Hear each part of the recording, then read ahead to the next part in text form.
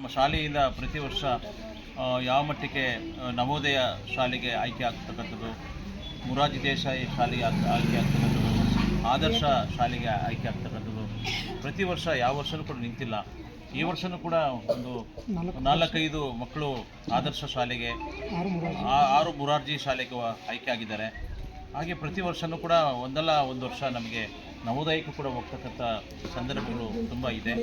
ಇಡೀ ಚಾಮರಾಜನಗರ ಜಿಲ್ಲೆಯಲ್ಲಿ ನಮ್ಮ ಶ್ರೀಮತಿ ಗೌರಮ್ಮ ಬಿರಾಚೆಯ ಎಜುಕೇಷನ್ ಟ್ರಸ್ಟ್ನಿಂದ ನಡೀತಕ್ಕಂಥ ಈ ಶಾಲೆ ಏನಿದೆ, ಆ ಶಾಲೆಗೆ ಬರ್ತಕ್ಕಂಥ ಮಕ್ಕಳು ಬೇರೆ ಬೇರೆ ಬಗ್ನೂರು ಪ್ರಧಾನವಾಗಿ ಇಟ್ಕೊಂಡ್ರು ಕೂಡ ನಮ್ಮ ಸುತ್ತಮುತ್ತಲು ಇರ್ತಕ್ಕಂಥ ಬೇರೆ ಬೇರೆ ಗ್ರಾಮದ ಮಕ್ಕಳು ಕೂಡ ಇಲ್ಲಿ ಬರ್ತಾ ಇದ್ದಾರೆ.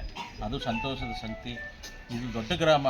ಈ ಗ್ರಾಮದಲ್ಲಿ ಸರ್ಕಾರಿ ಶಾಲೆಗಳೇ 3-4 ಇವೆ.